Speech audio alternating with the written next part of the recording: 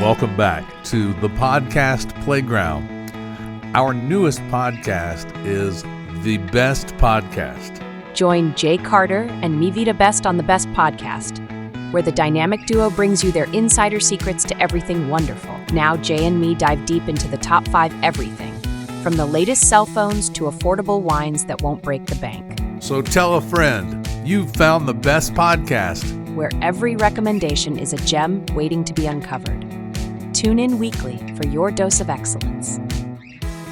Welcome to the Deep Dive, where we dig into the sources to give you the key insights fast. Today we're tackling a topic that always gets people talking: the best restaurants in America right now. We've got insights from Food & Wine's recent Global Tastemakers Awards and also the prestigious Michelin Guide. So if you're wondering where to maybe plan that next big meal, or just curious about what makes a restaurant truly stand out, well, this is definitely for you. We're going to unpack these lists, look at their different angles, and really try to get a sense of what exceptional means today. It's a great topic because, best is so subjective, isn't it? And it often goes way beyond just what's on the plate. Our sources today, they give us 2 really different ways of looking at culinary excellence. One's from this big panel of industry folks and travelers, and the other is, it's that very specific, highly respected Michelin rating system. It's fascinating to see how these different views highlight really varied things about what makes dining remarkable, and maybe, just maybe, hint at a new idea of what best is becoming in the food world. Okay, let's dive in then. First up, we've got Food & Wine's top 15 U.S. restaurants, according to the experts. So this is from their 3rd annual Global Tastemakers Awards. Right, and they polled, over 400 people, chefs, writers, travel experts. Yeah, exactly. So it's basically the places these insiders love themselves, or, where they send their friends and family. And number 1, the big winner, named Food & Wine's 2024 Restaurant of the Year.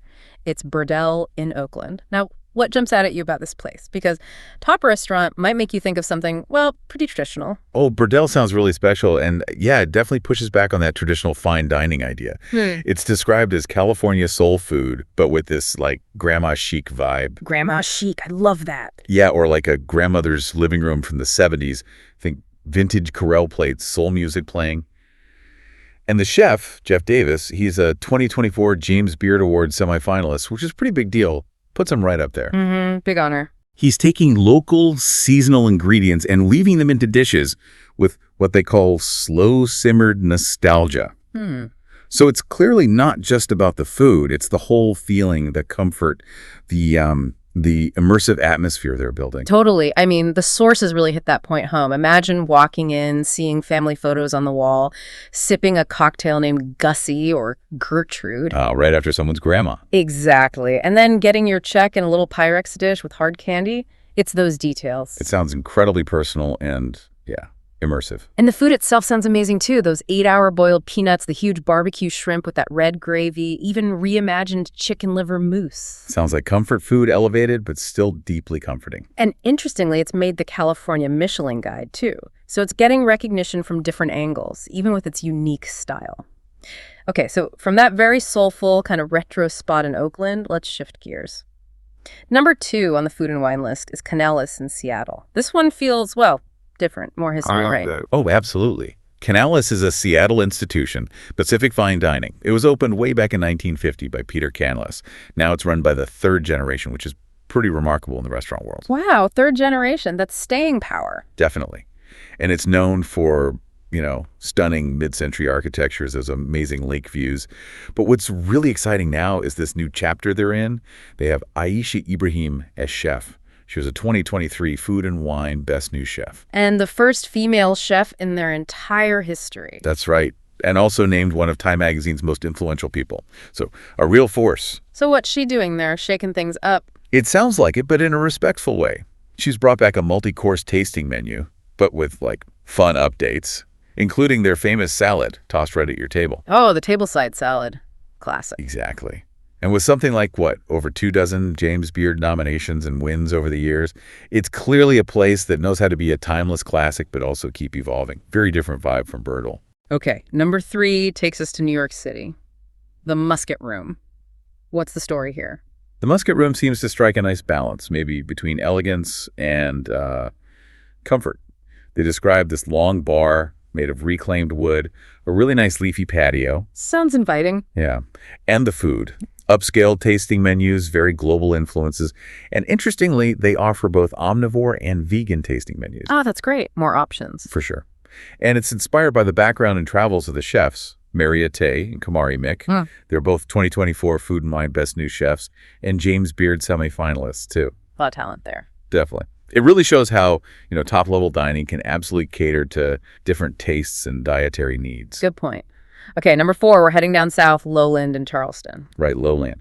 This one's described as an ode to low country cooking, opened by Jason Stanhope, who's a James Beard Award winner himself. So expect some really good Southern food then. Elevated Southern comfort, it sounds like. It's in this beautiful historic home from the 19th century. Part of the Pinch Hotel, actually. Oh. And the inside sounds gorgeous warm brick, these kind of mossy murals. Setting a mood. Totally. And they're serving things like local oysters, farmer cheese biscuits, a big tavern burger. Refined, but definitely rooted in that Southern tradition. Sounds delicious. All right, rounding out the food and wine top 5. Number 5 is a big name, Emeril's in New Orleans. Bam. Yeah, you got to know Emeril Lagasse. Food Network star, James Beard winner. The original spot, right? Opened in 1990. That's the one. And now it's led by his son, E.J. Lagasse. Keeping it in the family, like Canalis. Kind of a theme emerging. Yeah.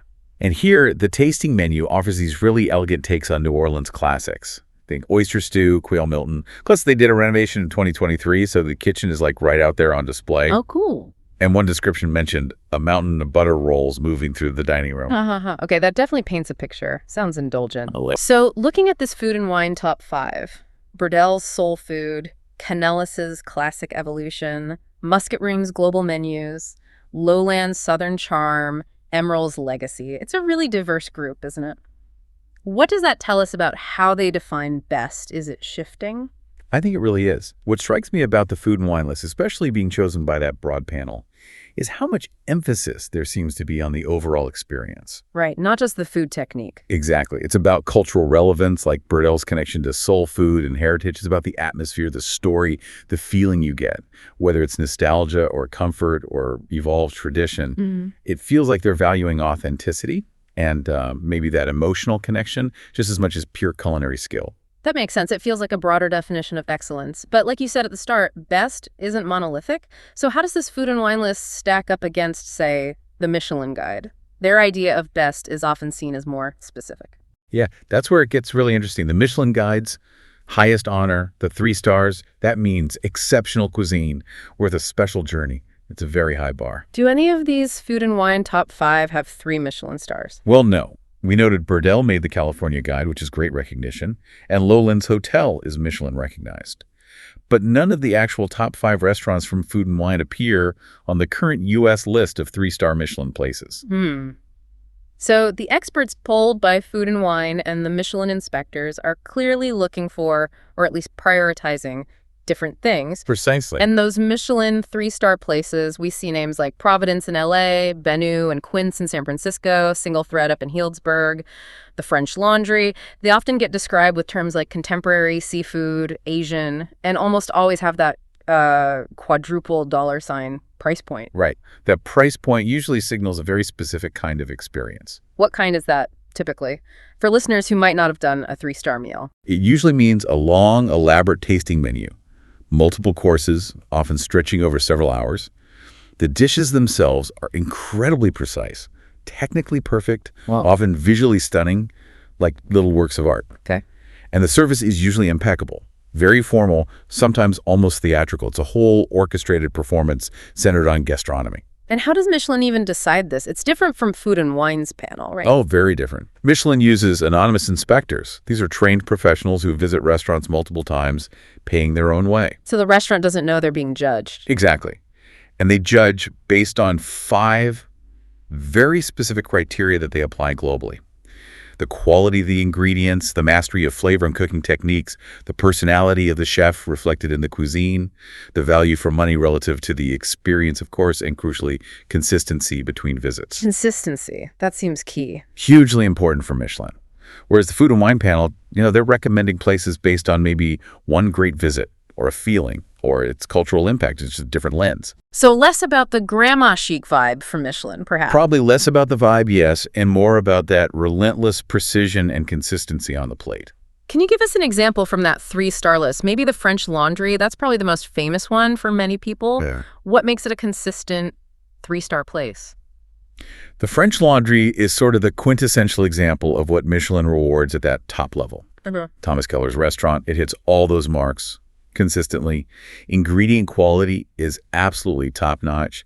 The technical skill, blending classic French with American touches, is flawless. And the experience is incredibly consistent. People know what level of excellence to expect, visit after visit, year after year. Dishes like the oysters and pearls are iconic for a reason.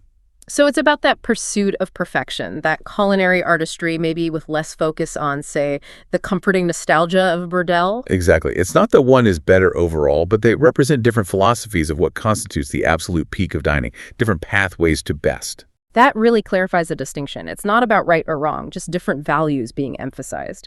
So wrapping this up, what does this mean for you, the listener? We've looked at how best gets defined through these different lenses. You got the food and wine list, highlighting places like Burdell, Canalis, the Musket Room, Lowland. Emerald's focusing on experience, soul, evolution, regional roots. And then you have the Michelin 3-star standard, exemplified by places like the French Laundry, focusing on that absolute peak of culinary technique and consistency. Yeah, and this really underscores how diverse excellence in dining can be today. It could be about those deep cultural connections or cutting-edge innovation or that flawless service and perfect execution or just an atmosphere that makes you feel something special. Yeah. It definitely encourages us to think critically about where these best of lists come from and what values they're really championing. What does best even mean anymore? That's the perfect takeaway. So next time you're planning that special meal out or even just reading about restaurants, maybe think about what best truly means to you. Is it the history and tradition? Is it the chef pushing boundaries? Is it that warm, fuzzy feeling of being welcomed?